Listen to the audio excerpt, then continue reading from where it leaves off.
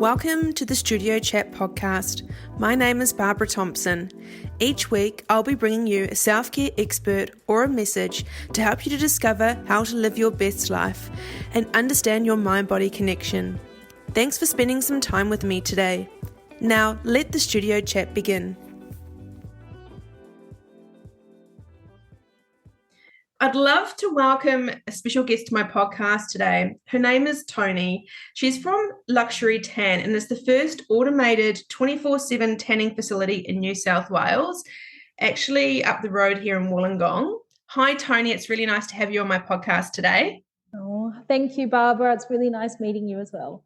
And we were talking before we recorded this episode about my spray tanning booth experience. I'm just going to share that with everyone if they don't know. So about 12 years ago in Auckland, they were very dodgy spray tan booths. And I love a spray tan. I love a fake tan, whatever you want to call it. So I went down and my experience was I followed all the instructions. I knew all the positions, and as I stood in the position front on, they had this robot voice counting me down 3, 2, 1. And as I stood there, the worst time to get the giggles, and obviously when I get the giggles, my mouth opens, and as the spray went on, not only was it so cold that I was like, it took my breath away. Not only was I laughing because I was standing naked in this booth doing this stupid pose, I swallowed half of the solution, and as I was choking, it went up my nose. And then as I turned around, I was just like slipping on the tan that was on the floor, and it was just such a mess. And then as the next 2 or 3 days, as it was like the next day also when it was developing, it was all orange. I had missed a whole side of my arm, and it just brought back memories of, obviously how far, the automated spray tanning booths have come. I'd love for you, Toni, just to share with my audience, my listeners, especially those that are local in the Illawarra. Tell me about your business and what it's all about. Yeah, look, and we've heard a few stories like that, right? Like, 10, 15 years ago, am I going to be like Ross from Friends, yes. For example, right? And we're really privileged that we did a lot of research. I was lucky that I got to go to America and we walked through and I saw this business and I went, wow. And when I experienced these booths, they're a totally different ballgame, right? I'm a very environmentally conscious person. So the actual solutions that we use are marine algae based, very natural. It doesn't even smell like base can because a lot of it has raspberries and strawberries for different type of solution to moisturize your skin. So super exciting time for us that we were able to bring over this really innovative product. And what's really exciting about it is that it's exactly that. The voice is still very American, I will not lie, but there is no 3, 2, 1 spray. It is most definitely one that it will talk you through putting your toes on the right position, making sure that you have the right positions down pat. But also I want to make it really clear for anyone that's in the Illawarra that is a little bit nervous and they haven't had a spray tan before or they haven't had a booth spray tan before, I make it my personal objective to make sure that I'm here to show you that you get all the right moves. So you do not have that issue with missing a bit, looking at it. And also I make sure that we pick the right color. So no orange spray tans here. Okay. And that's something that I think is really important because I think a lot of time when you hear people that have the wrong spray tan, it's because they've picked the wrong color base, right? And they go orange. Like I know that between me and you, you're fair and blonde. I'm really olive. We can't have the same spray tan because if we did, you would turn green and I would turn orange, right? It would just be the way it is. So we need to make sure that we're aware of that.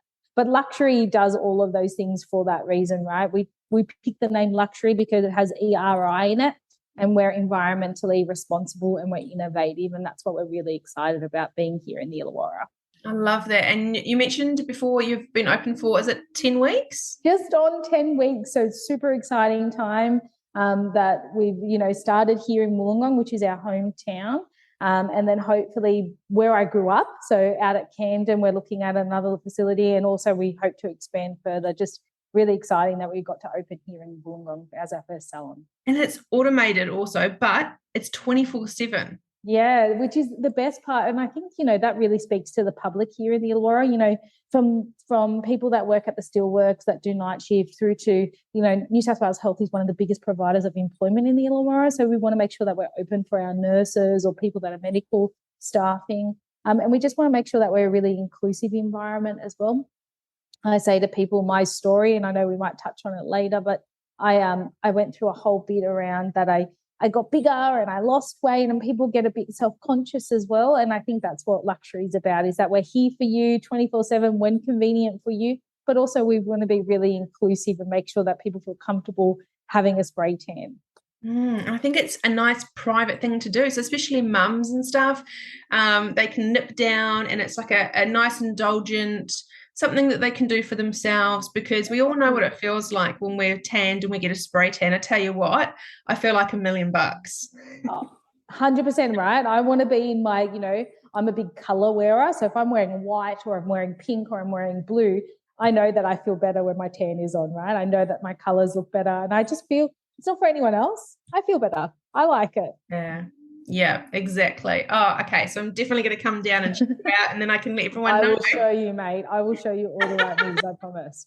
Oh, I love it. I just love everything about it. So thank you for bringing that to the Illawarra, because this is my podcast, Studio Chat podcast, but in the Illawarra, in the new year, I'll be opening a counselling practice, and my focus is on teen girls and women learning to discover who they are, who they want to be, and help them with their mindset, help them with anxiety, with depression, with food control in their life. And we all go through different seasons where our weight changes. I'm the same, where my weight's gone up and down, and I used to be an athlete, and it's very hard to discover life when it feels all of a sudden you wake up one morning and you look at your body and you go, it's not who I am. Yeah.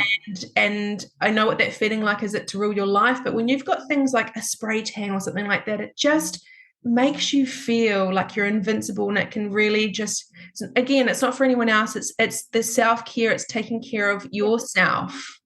Yeah, 100%. I think that's the one thing that people miss is, and I hope that women, regardless of your age, is whatever you do, you want to go and get your makeup done, you want to get your eyelashes done, you want to wax your eyebrows, you don't want to wax your eyebrows, you want to get a spray tan, you don't. It's about you. It has nothing to do with anyone else. And it's funny because my husband always, when we first started dating, gave me this big thing around, but you are good enough. It doesn't matter what you do, you're always good enough. And it's only, 5 years down the track that I go, you know what? It doesn't matter what I look like. If I do it, I do it for me, because I feel like I'm doing it. I never have to feel like I'm doing it for anybody else anymore. And I think that's really empowering, which is a different season to where I've been previously. Yeah. And previously, we're going to get into your story in a minute, but previously I'm guessing that it was to get the external validation and to feel like everyone likes you, and to do the things for approval and for love. Absolutely.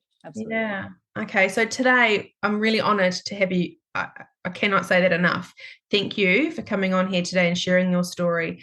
And today your story is one about perseverance, and to keep fighting, and to never give up. So I'd love you to share with my listeners, obviously we've spoken about your business, but just introduce yourself, like just to let them know a little bit about you. And then, feel free just to dive in and see where this takes us. So I guess my background, just so that everybody is aware, is that I'm a really lucky and privileged individual, that I have 2 great children. I have a stepson who's just about to turn 17, and I have an 11-year-old daughter, and I have a husband of 5 years in December, who has helped me get to where I am today. But also I want to make it really clear that, everybody's got adversity. And the reason that I like to share my story is that I've accepted a lot of my different seasons. I love that word now. And that's why I like to share what I am, because 10 years ago, I did not accept different stages of my life, and it was really holding me back. So something that I like to do is about that. So I tell people about where I've been is, as far as back as I could remember, I came from a really successful family. My family have always been in beauty, really, really successful, lots of hairdressing salons. But when those doors closed, I came from a family that had a lot of domestic violence. We could have whatever we wanted, but it was not only mentally, but it was also physically domestic violence. I never experienced the physical myself, but my mother did and my brother did.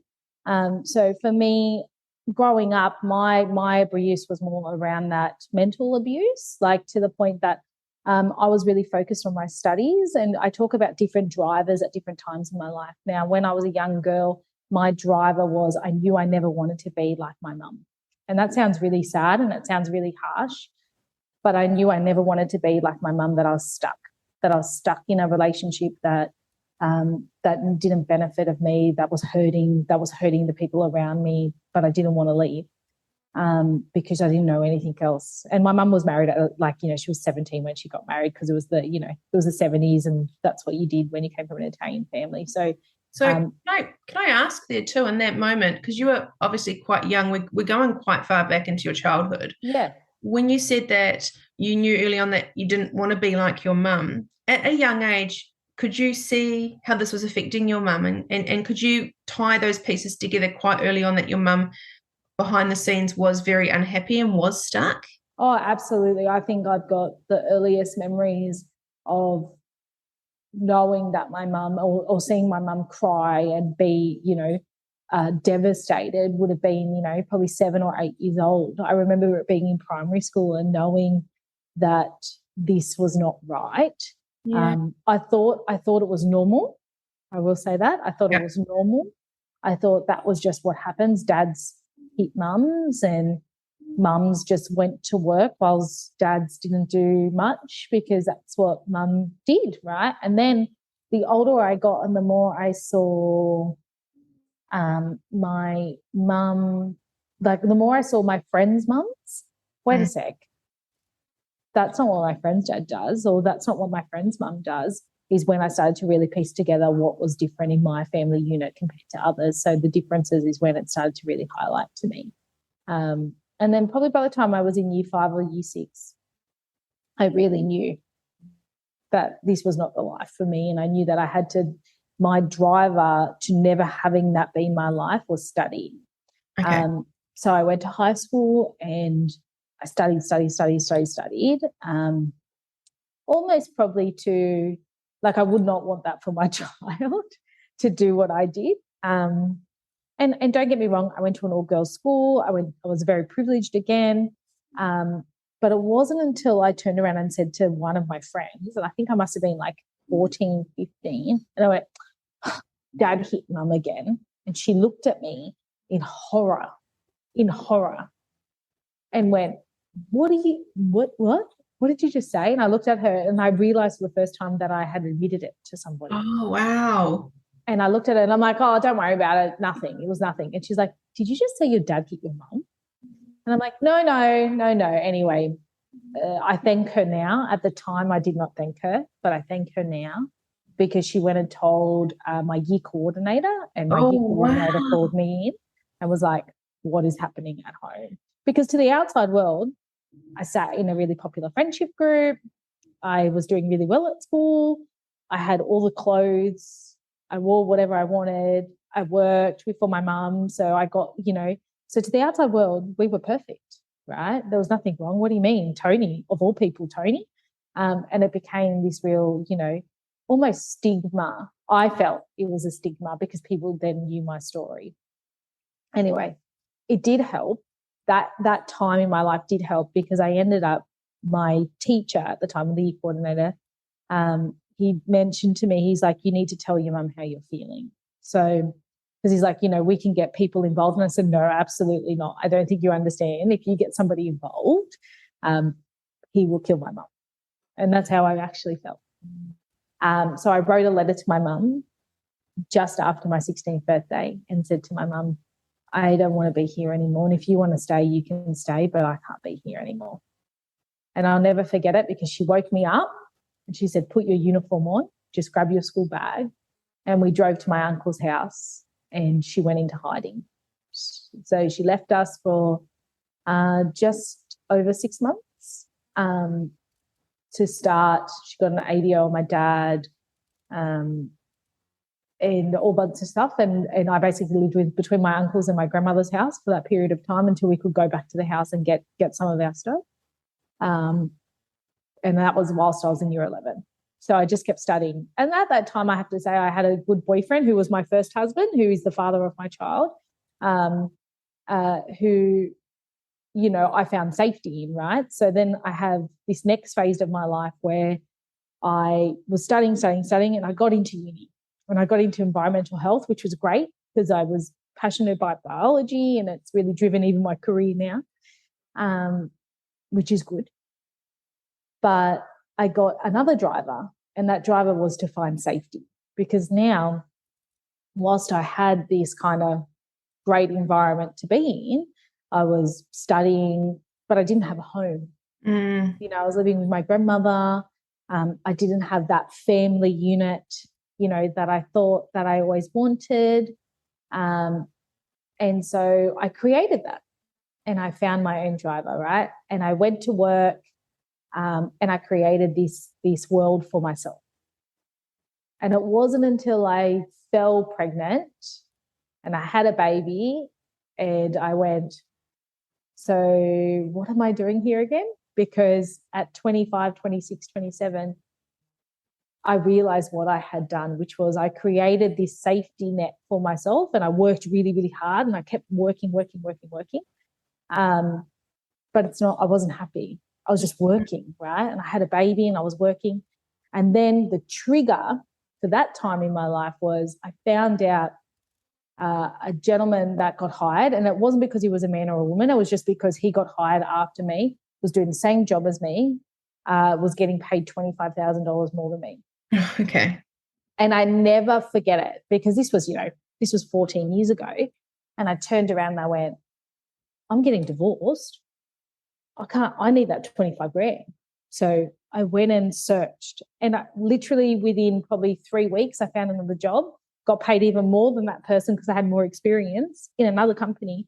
And I realized to myself, know your worth. So it was the first time that you were like, actually, I'm not that you're better than anyone else, but it's like, no, if you can earn that, I can. So instead of having a glass ceiling, like your mum felt stuck, you were like, absolutely, there's more out there for me. Absolutely. And I went, there's more out there in my personal life. I don't need to be just safe. Can we just sit on that for a moment? Because I know that there's so many people out there. If you're listening to this, we'll go through different seasons, right? But I've been married too before. Yeah. And like you look back and I think, well, I wasn't happy, but I got married because it's the thing you do. And you look around and you see happy families, and I didn't come from a happy family. Yeah. But that's what I wanted to create. And I thought, 100%. well, if I get married, I'll be happy, because look at everyone around on TV, my friends, everyone's all happy. And then when you get married, and then you kind of go, huh? I'm not happy. But there's so many people that are really in loveless marriages or stay in it because of the kids. Now, what you've brought up is a beautiful thing, that the awareness that no matter how old a child is, they're very aware of what mum and dad are feeling. Oh, 100%, right? 100%. And I look at my daughter now, and the relationship she has with her stepfather and the relationship she has with her dad, so very different, but they bring such great things, both of them, to her life. So I'm so glad that at that age, even though she was such a small baby and it was so hard to make that decision to go, I just don't want to be safe. I want to be happy. I want to be loved. I want to be more than that. I'm so glad that I made that decision, because it was so hard. And when I say to you hard, I accepted my story. By accepting my story that, at that time in my life, I had not accepted that I came from a family that was broken. Yeah. And I had not accepted that I was going to break up my own ideal, right? Mm-hmm. But then I got to this point that I bought a little block of land in the middle of nowhere, so in Wilton at that point in time, and I built what we knew as the girls' house. And that girls' house, I can't explain to anybody the symbolization of what that did for me, because it made me feel like I could do it. And at that point in my life, at 28, 29, I had a baby. I was on my own in the middle of nowhere. But I was so grateful that we had each other. And yes, I was scrimping and saving and all of these things, just to make ends meet. But at that age, we got to this point of acceptance. And I think at that point is when I was, I look at my life, and my now husband came into my life at that point. And he has brought a different world to me. And it's about bringing up, like what we talk about LuxERI. He supported my dream, he supports, and it's so important to realize that safety in a relationship is not what people need to look for. And I know, and the reason that I say that is because people think that will make them happy, but especially when you come from a family that is not safe, that's what you're looking for and you're craving that, but that's not what you need, right? You need to find that person that you look at and you go, every day I can yell and scream at you, but I will be safe all the time. And that will support you and push you to be the best version of yourself. Yes. Is that person. And it may not be easy, and we've had to fight, and we've brought a family together and all of these things, but he helped me accept. Those 2 other seasons in my life have progressively got me to where I am today. And that is the person that I feel a lot more whole, because not because of him, but because I've accepted who I am and I've accepted what has happened, and that I've been able to move over. And I say this to people openly, you will never, it's not about moving on. It's not about forgetting. It's not about getting over what happened to you. It's just about accepting that happened. That did happen, and that's okay.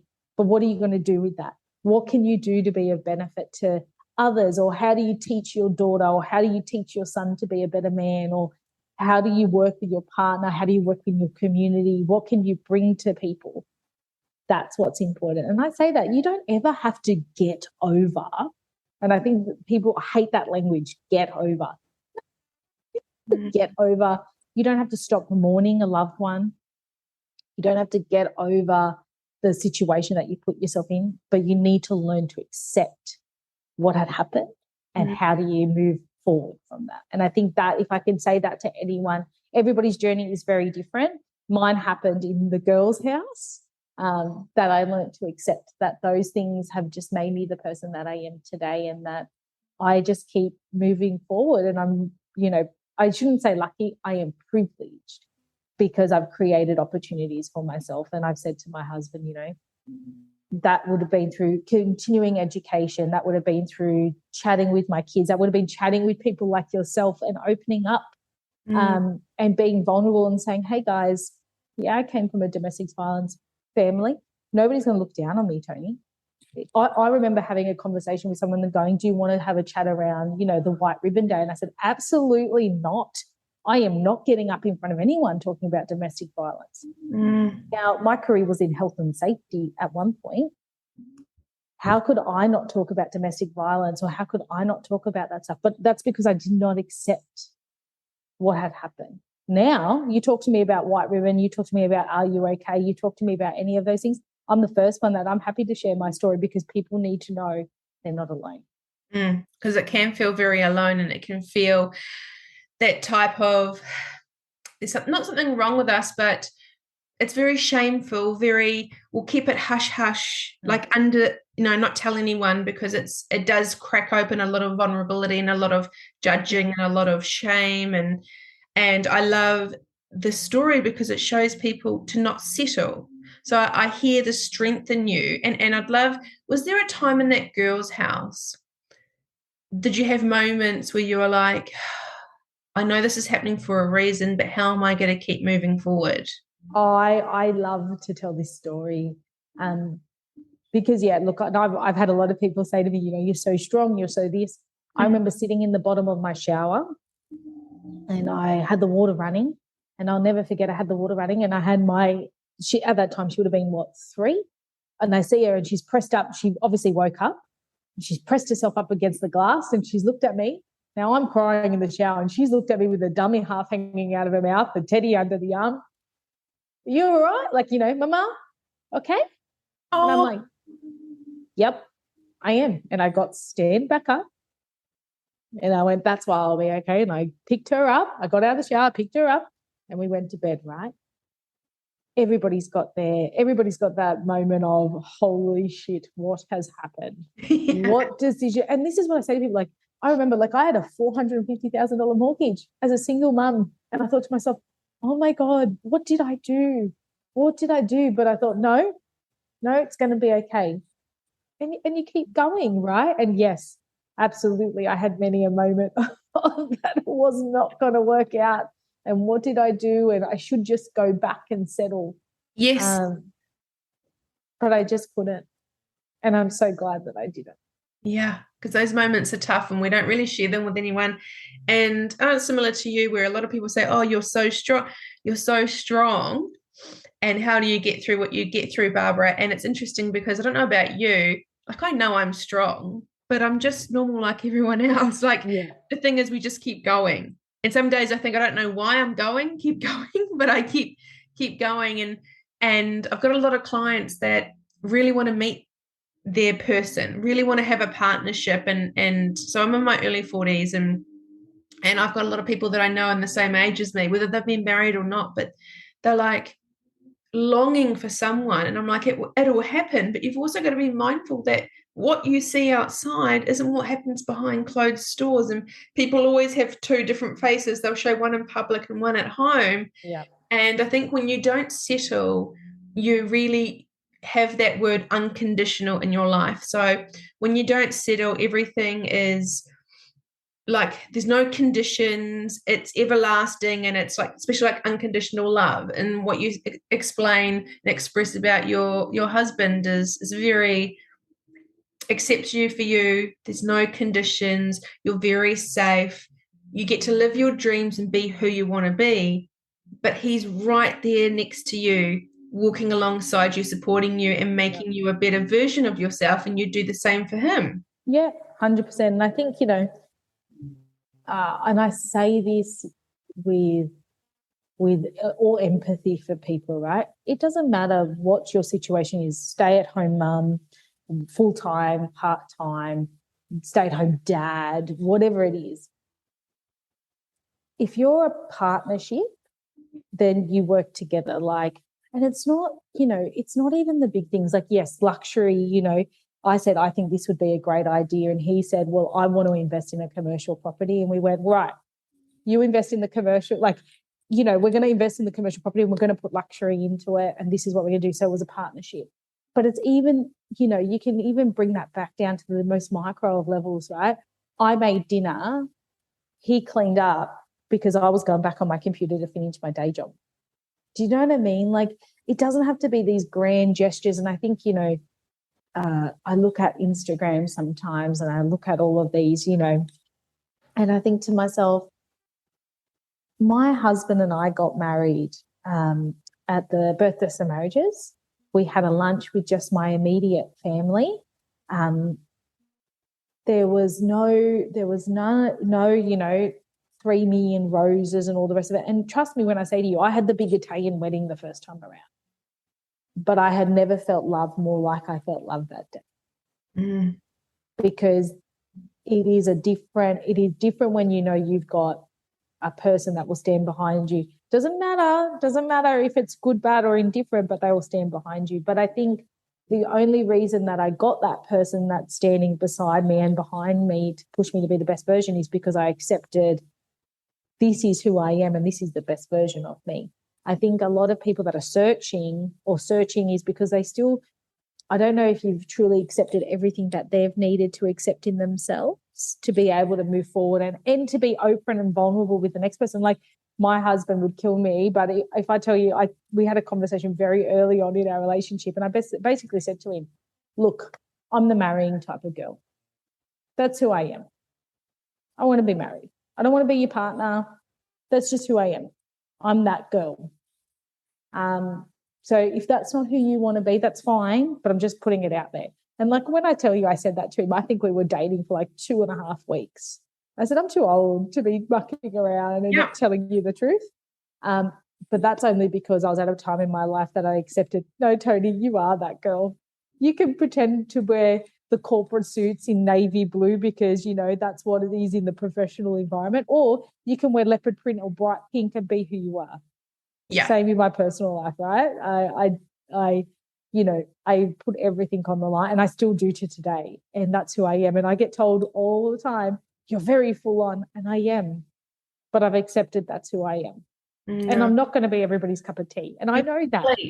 That's the thing is, when you're searching, you're looking for someone to fulfill you and to feel like they're going to not fix you, but complete you. But when you've done the work and you feel complete, you attract another person that's done the work and are complete. Yeah. And that's where you're both on that same level. But it's interesting. I'd love to just talk about social media has brought this up too, where people are always chasing the things, like to have the better car, to have the better house, to keep up with everyone. And when you've come from money, I've had a similar background to you in that sense. When you've had that, but you haven't had the real love and you haven't had that real family support connection, I guess it's a blessing because you know that all that stuff on the surface, sure, it's great. And at the time, especially when you're a kid, it's pretty cool having like big family overseas trips and having all the nice stuff. Yeah. But when you're an adult and you're longing for that connection and then everyone else is chasing the money, or like yes, it does help and it makes you have better choices in life, but it's not the be all and end all, because when you've had that and all you want is support and to be heard and to be comforted and to have someone that doesn't have any hidden agendas, it's like you can speak your mind and they can go, you can be in that really safe zone where you can share your dreams and your hopes. You're not going to be belittled or not told that you're silly or stupid. Yeah. And that goes a long way to having a lot of cash in the bank and having the best of everything, because we all know, and this is for anyone, no matter what background you are, think of a time where you've wanted that handbag or the shoes or that nice chair or piece of furniture, and you save for it or you can just go out and buy it. But when you get it, within 2 or 3 days, you forget that you got the shoes, or especially when you get a new car, you drive around all weekend. Oh my God, I love my new car. It's amazing. And then I think by the 2nd or 3rd month, you're like, it's just a car. It's just a car. Yeah, 100%. And I did that. It was funny. I was really privileged. We built like this. I wanted the big Hamptons home, right? I had this beautiful, and I built it with my now husband. It was amazing. Everything that I could have wanted in my life. And then one thing I realized was it is just a home. And I had this perception again around accepting that the 4 walls that you live in does not make you who you are, right? We now live in a 3-bedroom, beautiful apartment, 3-bedroom apartment, because my home is my family, you know. It's not about this, you know, it's the big apartment or the big house or the car going. I currently drive a Hyundai i30. Can I buy a more expensive car? Yeah, I could. Why? What's the purpose of it? Is it because I want other people to see my car? Yeah. You know, I think there's a big, but again, I think that's, again, right, that was a change in my current situation too. We went from this big, beautiful house and we went, oh, the market's going. What are we going to do? My whole family were like, Toni, why do you want to sell your dream home?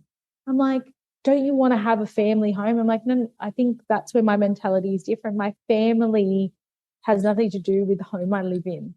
My family unit, we could park ourselves. It doesn't matter where we are. And we're great for that now. Like my kids are nomads, right? We've moved like 3 times in the 5 years that we've been together, because change is ever constant. And if I've given anything to them, it's about being adaptable. And my children are very adaptable human beings, which is great. Yeah, but it's exciting. They learn new things, and it's teaching them to, like you've just shown us today on this podcast, is to keep moving forward, but don't be afraid to try new things. Like, what's the worst that's going to happen? We're so afraid of, that's why a lot of us stay stuck and stay in that same place because we want to be comfortable. We don't want to be uncomfortable, but that's where the good things come from. And you know, but people don't want that. They don't want to have pain or discomfort or what's going to happen. I just want certainty. We all want certainty in life. And that's why people are just like, I'll put the kids first. Oh, it doesn't matter about me. I'll just stay in this loveless marriage for 25 years and then I'll worry about it. And then the 25 years, as we all know, as we get older, a year goes so fast, and then you blink and you wake up and you go, And how was Tony's life? How was Barbara's life? How was your life? Is it really what you want to do? Yeah. This is your life. And you hit the nail on the head, right? I could have just been in that family home and just kept going, right? But I have that person and I have that drive to go, well, what's different? What else can I do? If you had asked me, 15, 20 years ago when I was going to uni, if I'd ever get into beauty, no chance, because my whole family were in beauty. I was going to go to uni. I was in a corporate environment. That was it, right? Now I'm like, no, I absolutely want to get into beauty. I want to do it environmentally. I want to do it sustainably. I want to do it different. I want it to be inclusive. I want to do something different for the and my community that I'm in, right? And I went, well, how am I going to do this?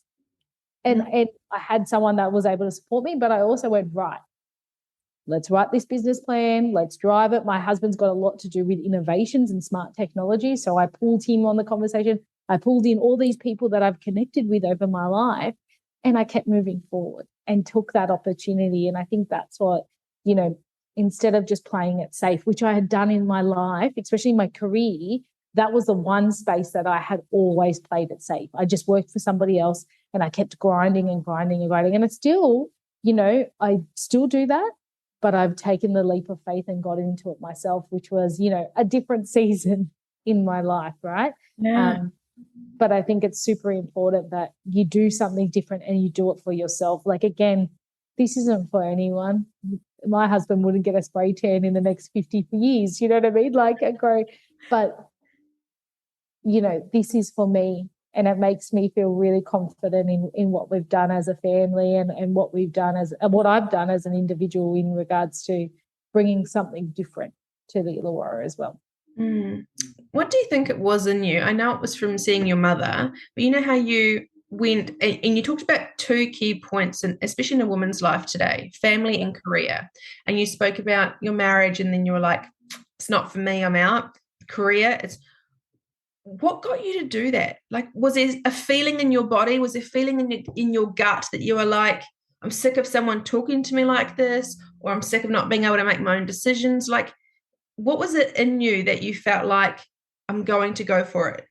Yeah, I think in when I had my daughter, I actually looked at her and I thought, I want her to see a happier mum than I ever saw. So it wasn't that I was ever talked to really bad or anything like that, but because I wasn't fundamentally happy as an individual, and I think I mentioned it earlier, I had gained a lot of weight and I really wasn't happy with myself. I wasn't happy in the situation I was in, or the situation, and let's be really brutal here and honest, the situation that I allowed to be created around me. And so I take responsibility for that as well, right? Because I didn't speak up early enough in my relationship about what I was okay with and what I wasn't, right? I was a young girl. I got married heaps young. I didn't know what I wanted. So these were the situations that I also attributed to, right? So I accept that was my reality. But I knew that driver was around, absolutely was around. I never wanted my daughter to look at me the same way. I didn't want that. I wanted my daughter to go, nah, she's got this.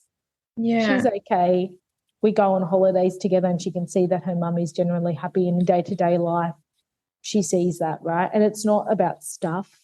Like my daughter would wear something from Salvo. She doesn't, doesn't bother her about stuff. She wants to be with Lego. She wants to be around us. Same with my son, right? So I'm super lucky that I think that was a driver for me, was that I knew that in my heart, and I just wasn't happy. The second time around when it happened in my career, for me, it was around, I had this real loyalty, like, and I talk about safety, right?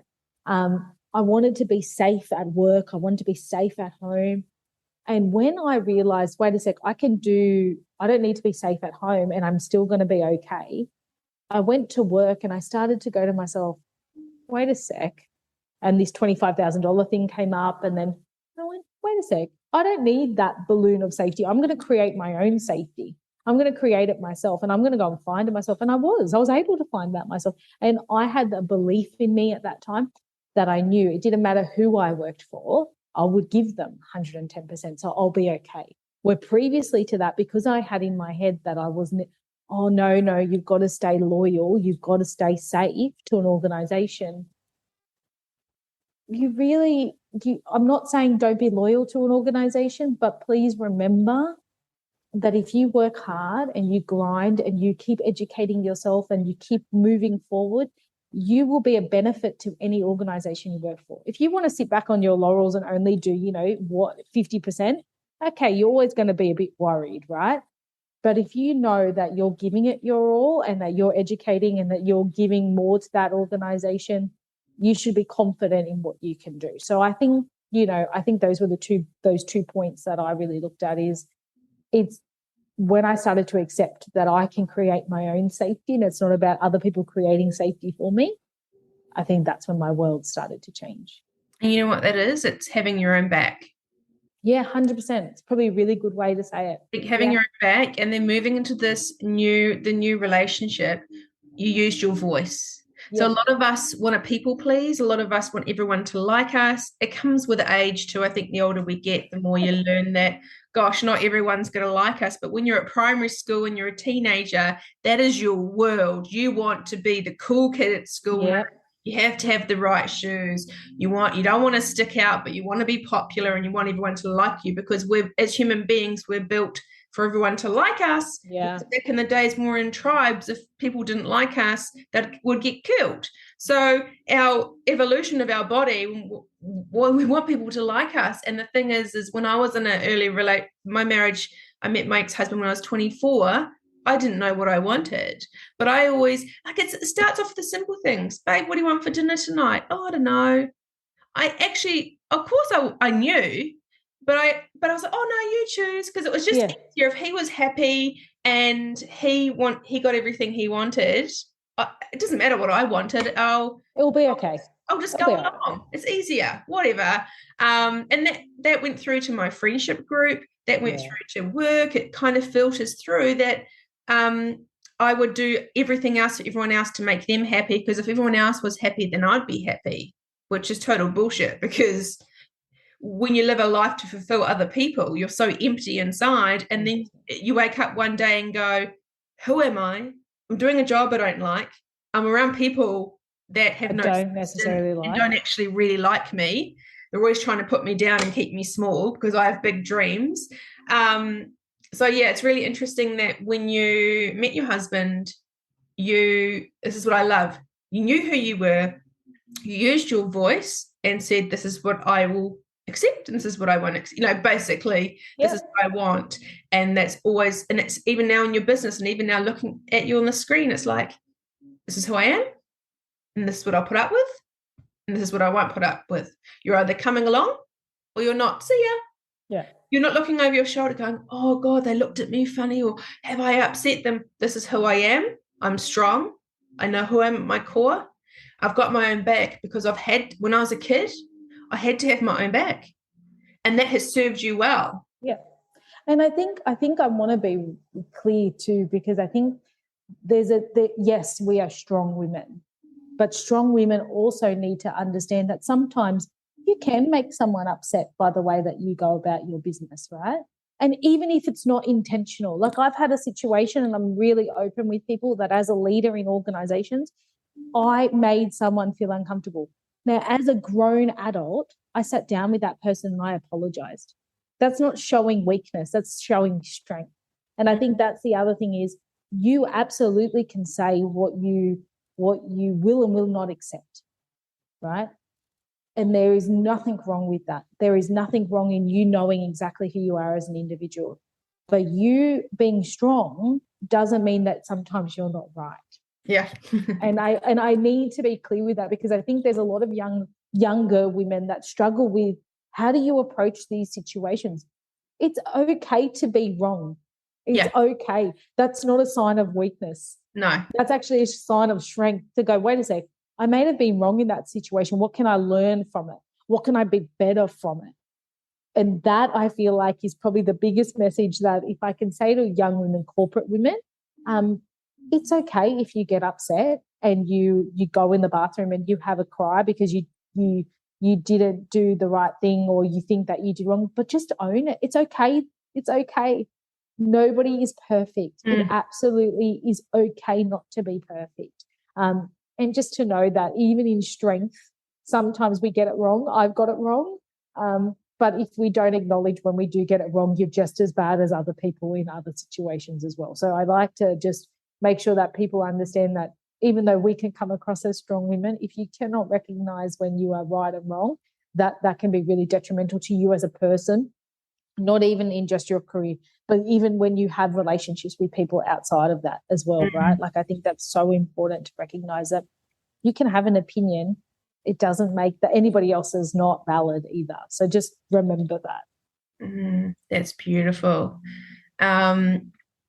Just love how vulnerable and how you just kept through your life, you just kept moving forward, and with a awareness somewhere in you that knew there was something better around the corner. I think like I said, I've been very privileged that even within my situation as a young girl, that I was able to continue studying at a private school, even though my mum wasn't able to support me as well as that she had before. And I had my family, and I've had my grandmother, who is a strong, steadfast woman, right? I'm very privileged in that sense, but I think it's that self-reflection. And I think if we can just recognize as women that you will be vulnerable at times, you will sit at the bottom of the shower and cry, you will be upset, you will be wrong, and you'll still be powerful, and you'll still be strong, and you still can move forward, and you can still do all of these things if you accept your story. I think if you never accept it, you can never truly accept you as a person. But until you just accept things happened and that's okay, how do you stand up and keep moving forward? You, like I said at the beginning, right? You may never get over it, and that's okay. But if you accept it and you can grow from it, that's the key to life, right? There's times that I've cried, and I've still cried about, what some of those memories are. But that's okay. Yeah. They were great memories. It's part of who we are, and it's the longing of feeling like you've been ripped off a little bit. Like, I know in my situation, I still have days when I'm really upset because I just think, oh, imagine if I had a parent to guide me. Like, it's not until you 100%. like go and see a friend, and I see their parents, how their parents around them, and I just go, oh my gosh, if I had 2.5% of what they've got, imagine what kind of person I would be. But that's the thing, is you can get caught up in all that kind of stuff, but it's part of who we are. And with those kind of choices, life can go in two ways. When you are brought up in a family or you're in a relationship, you can either keep the cycle going, or you can go one way, or you can choose to go the other way, and it's totally up to you. Yeah. It's funny, right? It's the old analogy, even around drugs. You know what I mean? There's always choices to be made in life, and you can go one of two ways. Yeah, and it doesn't matter which situation you put yourself in, and I understand the sentiment of what you're saying, right? If I had a parent that could do 2% of what that parent did for me, imagine what I could have been. Yeah. I actually think people like me and you are the people that we are because we didn't have that 2% of that parent. 100%. Yeah, absolutely. And we've done this stuff because we don't want to be that. Right. Yeah. And I think that's the thing, we create our own reality because of that, because we're acknowledging that. But again, you've accepted, okay, I didn't have that. I didn't have that, so I'm going to do this for myself. Yeah. And one thing I'd love people to know too, as we wrap up, is it's hard. It's really easy for people to see where you are now and go, oh my gosh, you're so, I don't even like the words lucky, or you have built this life for yourself. You have done the work. you have stuck it out, you believe in yourself, you've got to where you've got to on your own. Yeah. And that's where I'd love people to know that there's no smoke and mirrors here, that even if you've done all the work on yourself, you know how you work, you know what you stand for, you know what you want, you go out and get it. There's always going to be days where you just have little moments where you go, oh, this is a bit hard. Yeah, 100%. I agree with you, and I think the only time that you cannot say that things aren't hard is when things are easier. You know what I mean? And it's at that point when they're easy, it's like that's when you can move forward in life. But things are hard. Things are hard every stage of your life, right? It's like even with kids. When they're babies, it's hard. When they become adolescents, it's hard. When they become, teenagers about to drive, it's hard, right? There are stages. It doesn't matter which way, but it's about grind. And yes, I have pretty bags. Yes. But I have those because I've worked. I've worked for them. I've worked for them. And it's something that I've wanted for myself. And no, I didn't have them in my 20s. I never had a pretty bag in my 20s. So for all those girls out there that you've got your pretty bags now, great for you, but I never had them, right? I invested my money in property and my child at that time, and just, I worked on a budget because that's what it was. It was hard. It was hard, and we kept working and we grind. It doesn't matter what way. Like even now, I could have a cleaner that comes into my salon to do it, but that's, $120 that I need to pay for somebody else to do when I can vacuum the floor. So I'm always working, I'm always doing stuff, and it's never easy and it never gets easier. I don't think anybody that is, and I don't think I'm overly successful in life. I just think that I am very privileged to be in the country that I am, with the support system that I've created, in a beautiful, new business or working for somebody else. I've just done that. I've created that because of the way that I've worked. Yeah. And the hard times make the good times or the easy times. We've all got to have polarity in our lives. So we all somewhere have picked up a belief that we need to be not happy 24/7, but that reality out there that life is great and it's amazing. But through life, we're always going to have slow ups and downs, dips of happiness. But it's the polarity of good or bad, easy, hard, that makes us realize when it's hard, whoa, okay, we've just got to sit through it. It's going to pass, because all it passes. And then the good stuff, you're like, yeah, I really like this stuff, because you know what it's like to go on the other end of the seesaw. So it gives us perspective when we're going through those hard times to hang in there. It's going to pass. And then when you have the good times, oh, wow, everything's good. Like, it's so easy to forget the times that were hard when you're going through good times. And then when you're going through hard times, it's hard, if I've got that right, it's hard to remember the good stuff, if you know what I mean. Look, I think it doesn't matter which cycle in your life there is, right? I agree with you. There is hard times always. But you know what? The hard times get shorter. Yeah. And smaller. Yeah. And the good times get better. And I think if people take away that, is that you may be going through your really long bad time now, right? Like I say to people, I reckon it was 18 months. 18 months that was really hard, really, really hard, that I was not okay. And that, that I worried about picking up and dropping off my daughter at school, and she was there at 6 a.m. and she was picked up at 6 p.m. because that's as long as I could get her in for. But those times will become shorter, and that's what you work hard for, that those bad times will not be as bad. They will, and the good times will become, but yes, there will always be not the great times, but they will become smaller. The more you work and the more you accept around what has happened, and you work through your own personal being, they will become smaller. Yeah. Thank you for sharing everything. We've touched on a lot of stuff today. I'd love people to know where they can find you if they want to reach out. Obviously, if they want to come and get a spray tan, they've just listened to this podcast and want to connect with you on some level, how can they find you? Absolutely. And look, I said it before and I say it again, if anybody wants to come into the salon, just book away, DM us, and we'll show you the ropes. But on a personal level, I want to put it out there that if you're experiencing anything, if you're a young girl and you're experiencing stuff, or a woman, and you think that I could be of any help, you can find us at LuxERI Tan on Instagram. We're on Facebook. Please DM me. I'm the person behind it. There's no social media people behind me. You will get in contact with me directly. I am there. I'm also on Insta, just as Toni Pekoski, just who I am. But yeah, look, I'm always there to help people, and I want to make sure that people understand that, you know, even if I can't help you personally, but I can help you find the right help.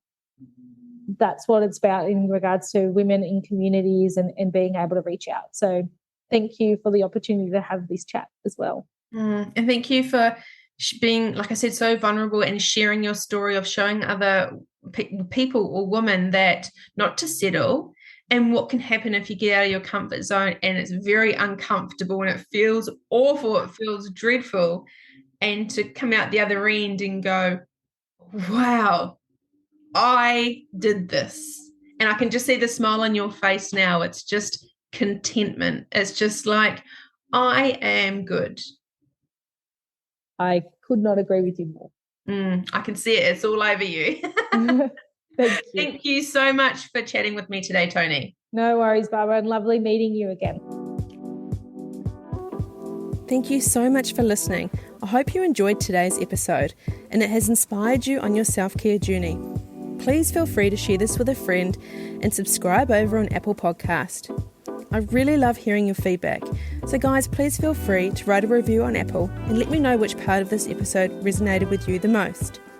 To fall in love with yourself is the first secret to happiness. To find out a bit more about Self-Care Studio or the Studio Chat podcast, head over to my Instagram page, self_care_studio, or on my website, selfcarebybarbarathompson.com.au. Really look forward to seeing you on the next episode. Look after you. And I'll catch you soon. Bye.